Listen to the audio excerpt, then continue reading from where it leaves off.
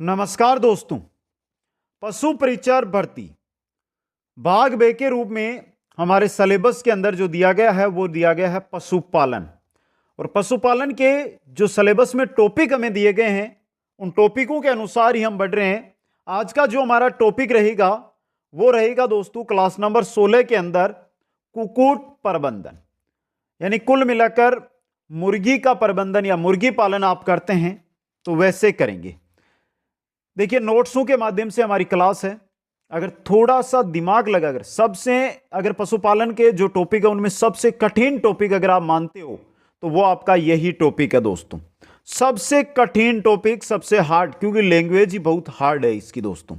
लेकिन थोड़ा सा दिमाग लगाकर अगर इस क्लास को आप अटेंड करते हो तो सीधा आपके दिमाग में ये टॉपिक छप जाएगा और भूलोगे भी नहीं दोस्तों। बाकी महत्वपूर्ण जानकारी आप सभी साथियों के लिए यह है, पशुपालन से रिलेटेड 1500 क्वेश्चन है वो आपको मैं करवा रहा हूं। प्रतिदिन 100 क्वेश्चन आ रहे हैं। प्लेलिस्ट बनी हुई है पशुपालन 1500 पर्सन के नाम से। एक एक क्वेश्चन अटेंड कर लेना, आपके 45 क्वेश्चन उन 1500 क्वेश्चनों से बाहर नहीं जाएंगे दोस्तों। समझ गए? आज का टॉपिक बेहतरीन टॉपिक और बेहतरीन जानकारी सबसे पहले मैं आपको देना चाहता हूं।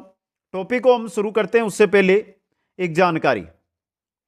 देखिए, पशुपालन की जब हम बात करते हैं तो आपको चाहिए होंगे नोट्स, जिस नोट्सों से हम अध्ययन कर रहे हैं। साथ में आपको चाहिए होंगे 1500 पर्सन, ये चीज चाहिए होगी।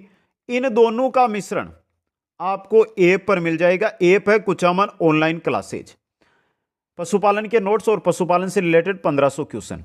अगर आप ये चाहते हैं कि सर हमें तो भाग जो अ है वो भी चाहिए और पशुपालन भी चाहिए, भाग ए और ब दोनों चाहिए और ये जो पूरा मैटर वो चाहिए, तो वो भी पूरा का पूरा मैटर ऐप पर उपलब्ध है। अलग अलग दोनों फोल्डर बने हुए हैं। जो आपको अच्छा लगता है उसको आप आराम से पढ़ सकते हैं दोस्तों। समझ गए? फिर भी कोई डाउट बचता है तो इंस्टाग्राम आईडी दे रखी है प्यारे साथियों, इंस्टाग्राम पर जुड़िए जहां पर आपको नई भर्तियों की नई जानकारी मिलती रहेगी दोस्तों। मुर्गियों का आहार प्रबंध। मुर्गियों का आहार प्रबंधन, मुर्गी व्यवसाय में लगभग 60 से 70% व्यय आहार पर होता है। अगर आप मुर्गियों को पालते हैं और अगर आपने 100 रुपये मुर्गी पालन पे खर्च किए हैं तो उसका 60 से 70% सिर्फ और सिर्फ उसके आहार, उसके भोजन पर खर्च करते हैं दोस्तों। कुक्कुट पालन व्यवसाय में लगभग मुर्गी के चारे पर 60 से 70% निवेश किया जाता है, इसलिए पोल्ट्री फीड पर ध्यान देना जरूरी है। पोल्ट्री फीड में पानी, कार्बोहाइड्रेट, वसा, प्रोटीन, खनिज पदार्थ, विटामिन और एंटीबायोटिक शामिल होना चाहिए। औसतन इसकी संरचना में उचित मात्रा में 70 से 80% कार्बोहाइड्रेट फीड, 2 से 5% वसा फीड, 10 से 20% प्रोटीन फीड, 0.8 से 0.1% खनिज फीड शामिल होना चाहिए दोस्तों। तो देखिए, यहां पर मैंने पहले शुरू में, क्योंकि अभी तक 15 क्लासें जो हुई है उन्होंने मैंने ये बोला था कि आप मात्र एक बार पढ़ लो, आपके दिमाग में अपने आप छप जाएगा। लेकिन आज का जो टॉपिक है इसकी लैंग्वेज थोड़ी अलग है, इसको थोड़ा समझना पड़ेगा। मैं कितना ही बोल दूं, मैं कितनी बार समझा दूं आपको, समझाने से नहीं, ये चीज है वो आपको खुद को पढ़नी पड़ेगी।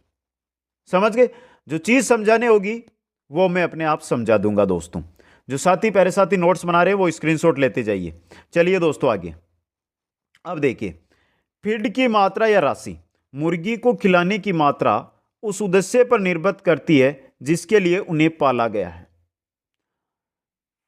अगर आप कोई मुर्गी है उसको जो चीज खिला रहे हैं, आहार खिला रहे हैं, वो आप मुर्गी को किस उद्देश्य से पाल रहे हैं उस पर निर्भर करती है।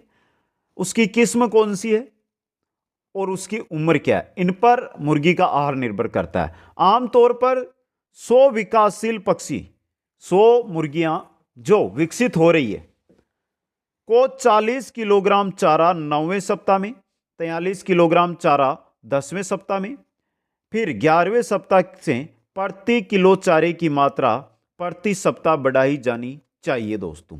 अधिक लाभ के लिए अंडा देने वाली मुर्गियों को 100 से 120 ग्राम अनाज भी देना चाहिए।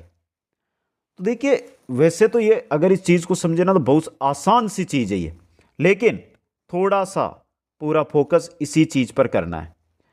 तो कौन से सप्ताह में 100 मुर्गियों को कितना चारा खिलाना चाहिए, अंडा देने वाली मुर्गियों को अनाज अतिरिक्त देना चाहिए। यह चीज़ है दोस्तों। अब देखिए नीचे यहाँ पे आपको समझ में आ जाएगा। अंडा देने वाली मुर्गियों के लिए आहार, 100 मुर्गियों के लिए यह आहार बताया गया है। 21 से 24 सप्ताह की मुर्गी है तो 10 केजी आहार प्रतिदिन 100 मुर्गियों के लिए। 25 से 28 सप्ताह की है तो 11 किलोग्राम आहार प्रतिदिन। 19 से 40 सप्ताह की है तो 13 किलोग्राम आहार प्रतिदिन। 41 से 60 सप्ताह की है तो 14 केजी आहार प्रतिदिन। 61 से 72 सप्ताह की है तो 15 किलोग्राम आहार प्रतिदिन दोस्तों।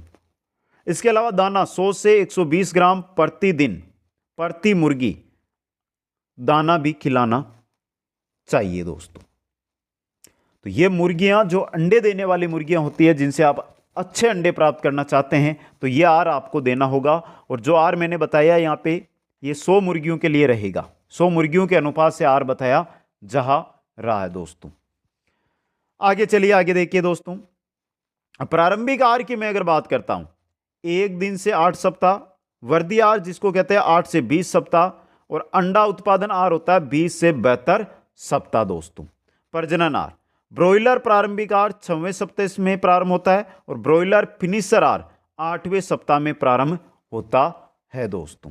समझ गए? अब देखिए आहार है ना, ये 3 प्रकार का दिया जाता है। स्टार्टर आहार, ग्रोसर आहार और लेवर्स आहार, मतलब शुरू का आहार, वर्दी का आहार और अंतिम आहार, 3 प्रकार का होता है। अब तीनों का औसत नमक 0.5 से 1% आहार में होना चाहिए। हड्डी का चूरा या प्रीमिक्स 1% आहार में होना चाहिए। मछली का चूर्ण 1 से 3% होना चाहिए। चावल पॉलिश 6 से 7% होना चाहिए। जवार लगभग 20 से 22% आहार में होनी चाहिए। गेहूं का चापड़ या पापड़ 20% आहार में होना चाहिए। और मूंगफली की खली 15 से 20% मुर्गी को आहार के जो आहार देते हैं उसमें होना चाहिए। यह प्रतिशत मुर्गियों को दिए जाने वाले आहार में होना चाहिए दोस्तों। यह तो हो गया नॉर्मल आहार। अब आप अच्छी मुर्गी बनाना चाहते हैं, अच्छे अंडे प्राप्त करना चाहते हैं, अच्छा मुर्गी का मांस प्राप्त करना चाहते हैं, तो इसके लिए आपको क्या करना होगा? इसके लिए देखिए, ब्रॉयलर्स के लिए आहार के अतिरिक्त बाइफ्यूरोन चूर्ण है वो 50 नेपटीन, 50 ईसी 100 ग्राम, रिवोमिक्स 25 ग्राम तथा 125 ओरोफेक ग्राम मिलाना लाभप्रद होता है दोस्तों। ब्रॉयलर को 6 सप्ताह की आयु तक स्टार्टर राशन, इसके बाद बेचने तक फिनिशर राशन दिया जाता है। जो ब्रॉयलर होते हैं उनकी बात यहां पर हो रही है, ब्रॉयलर मांस वाले मुर्गियां। समझ गए? ये तो आहार की बात हो गई। अब बात कर लेते हैं कुक्कुट प्रबंध के अंदर हम मुर्गियों की आवास प्रणाली, मुर्गियों को कहां पर कैसे आवास बनाना चाहिए। तो मुर्गियों की आवास प्रणाली 4 विधियां हैं। घर के पीछे मुर्गी पालन, विस्तृत प्रणाली या भूप्रधान रीति, अर्धसघन प्रणाली और सघन प्रणाली।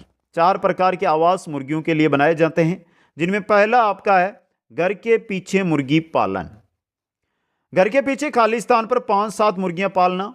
अंडे से जो उद्देश्य होता है वो अंडा व मांस प्राप्त करना होता है और परिवार की आवश्यकता की पूर्ति हेतु यह मुर्गी पालन किया जाता है। सीधा एग्जाम में क्वेश्चन बन गया कि निम्न में से कौन सा आवास एक परिवार की आवश्यकता के लिए मुर्गी पालन में किया जाता है?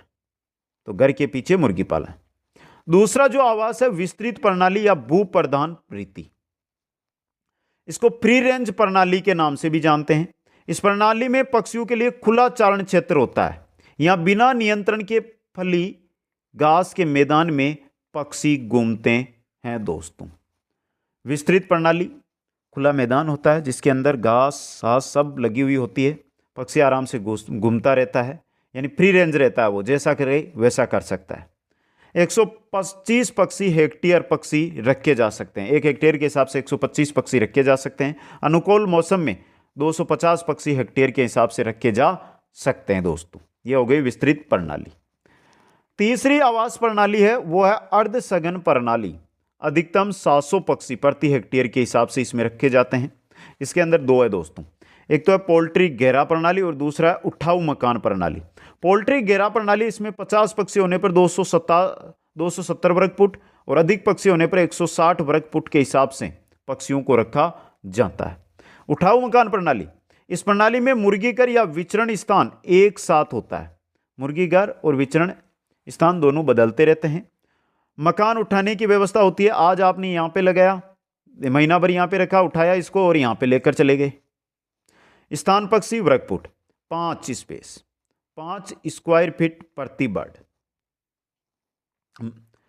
इसके अंदर उठाऊ मकान प्रणाली होती है। इसके अंदर 5 स्क्वायर फुट प्रत्येक पक्षी के लिए, प्रत्येक मुर्गी के लिए जगह होती है। मकान का आकार 20 इंटू 5 फुट, 20 फुट लंबा, 5 फुट चौड़ा, जो 18 से 20 मुर्गियां उसके अंदर रखी जा सकती है दोस्तों। ये होती है अर्ध सघन प्रणाली।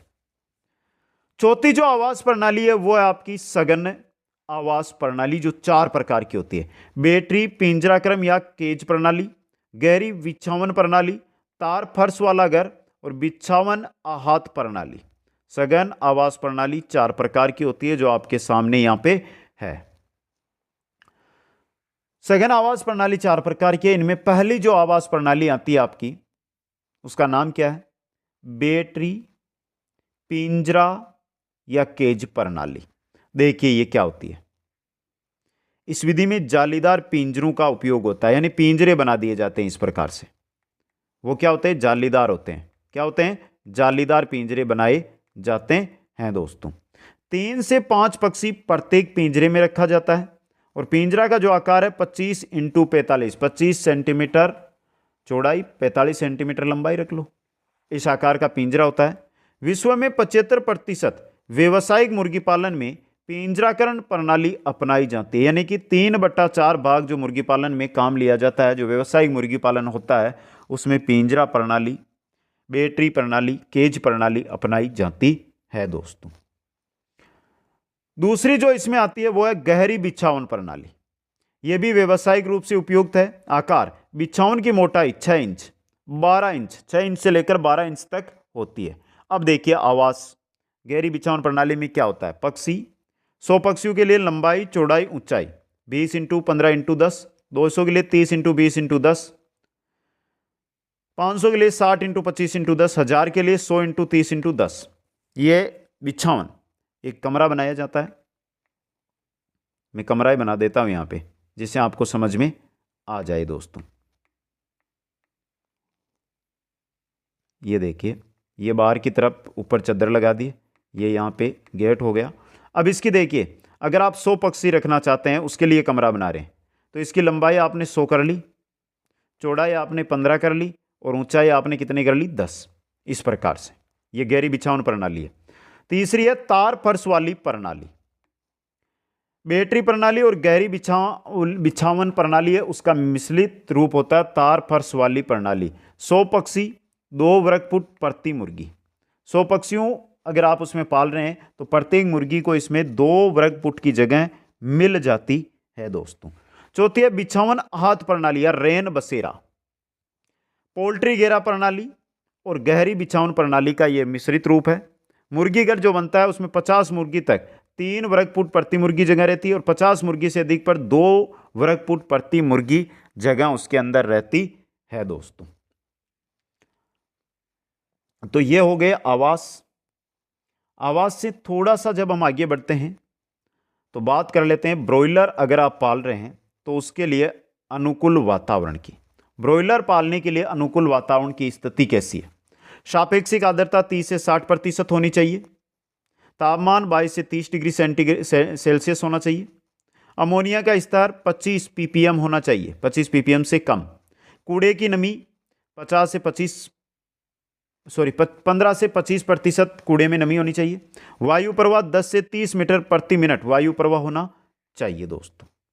ब्रॉयलर अगर आप पाल रहे हैं तो उनके लिए ग्रोवर शेड और चिक शेड की दूरी, ग्रोवर शेड होते हैं और चिक शेड होते हैं, उनकी दूरी के बीच न्यूनतम 50 से 100 मीटर की दूरी होनी चाहिए। लेयर शेड और ग्रोयर शेड, लेयर शेड और ग्रोयर शेड है, इनके बीच की दूरी 100 मीटर होना चाहिए दोस्तों। समान आयु वर्ग के पक्षियों के लिए 2 घरों के बीच की दूरी कम से कम 18 मीटर होनी चाहिए। समान आयु वर्ग के पक्षी पाल रहे हैं तो 2 घर बना रहे हैं ना आप, इनके बीच यहां पर ये 2 दूरी है ना, वो 18 मीटर होनी चाहिए।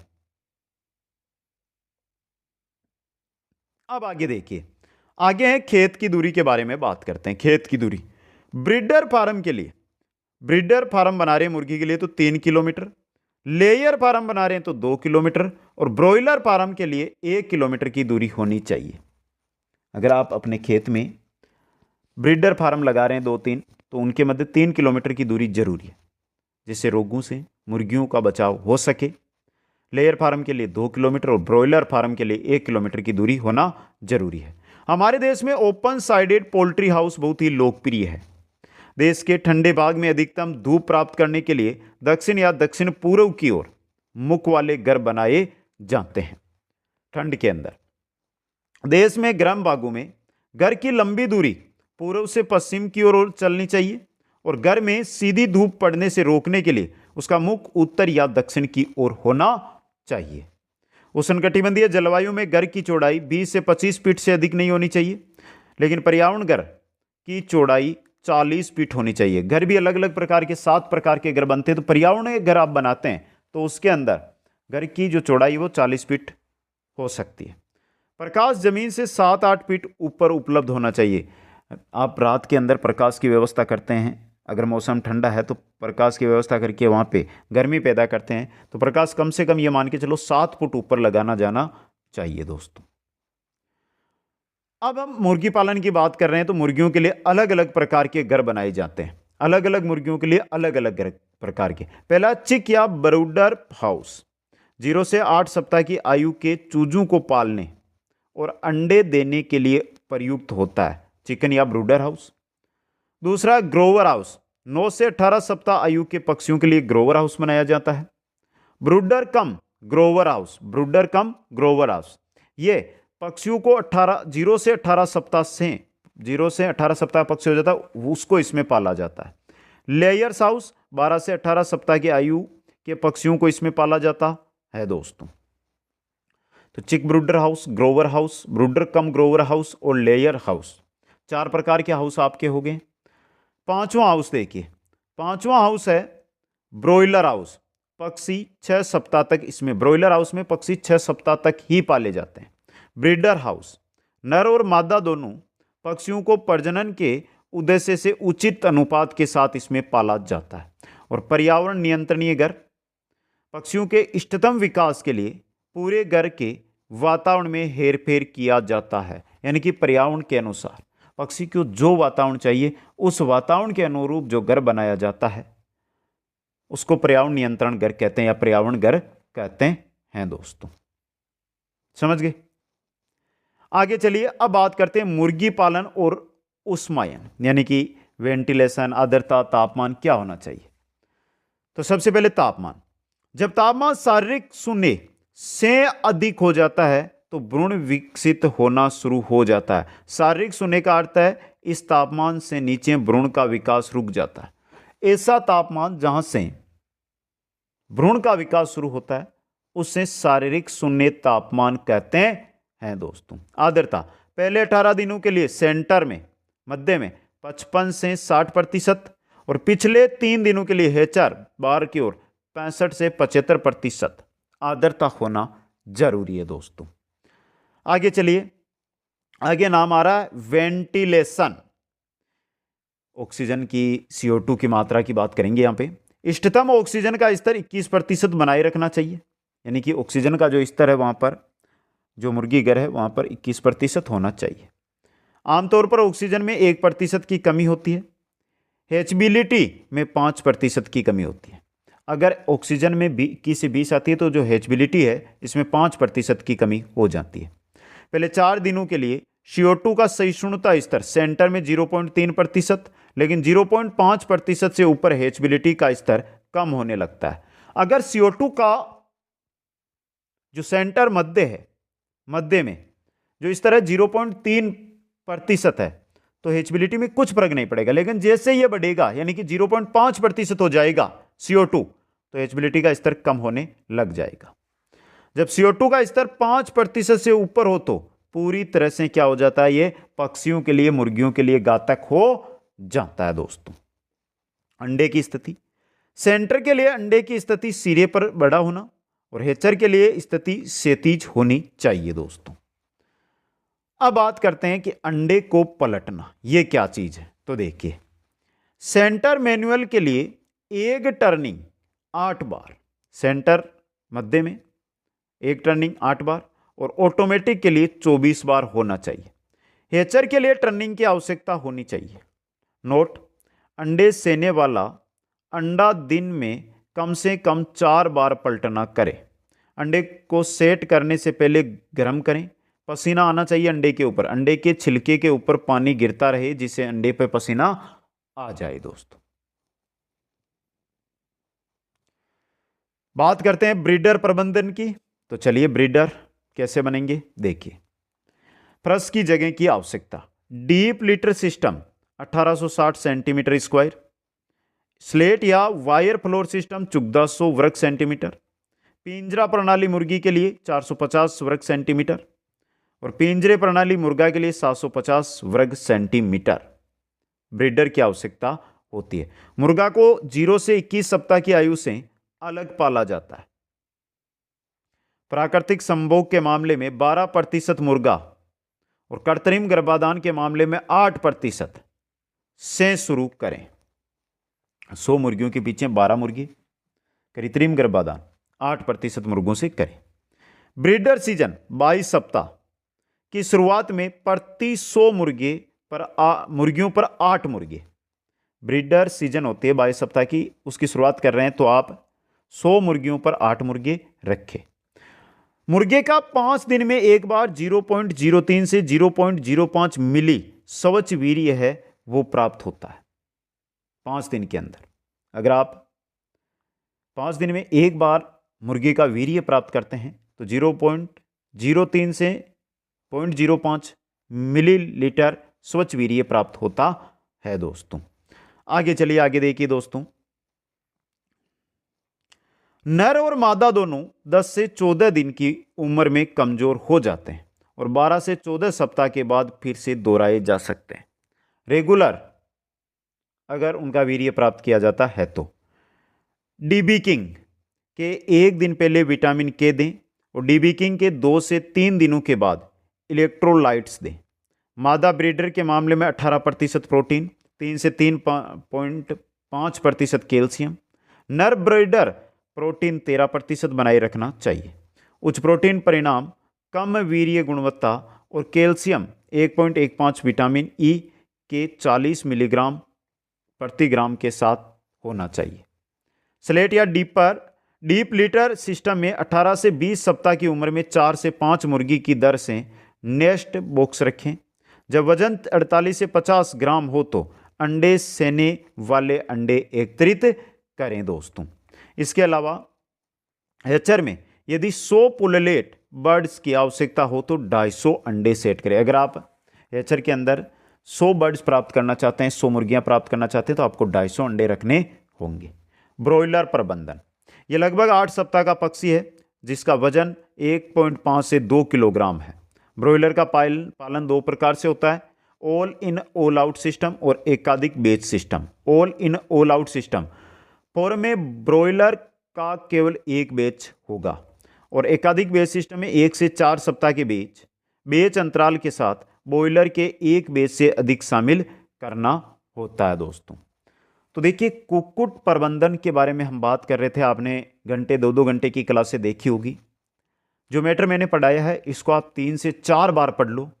बाकी मैं क्वेश्चन आंसर करवा रहा हूँ, उन क्वेश्चनों को आप पढ़ लोगे। इसको पढ़ने के बाद तो आपको हर एक चीज़ है उसका पता चल जाएगा कि कैसे क्वेश्चन कुक्कुट प्रबंधन से आ सकते हैं। दोस्तों पहली बात, जिन साथियों को आज की क्लास समझ में नहीं आई है ना, वो कमेंट करके बताइए मेरे को, क्योंकि क्लास मैंने शुरू हुई थी उसी समय बोल दिया था कि थोड़ी डिफिकल्ट इसकी लैंग्वेज रहने वाली है।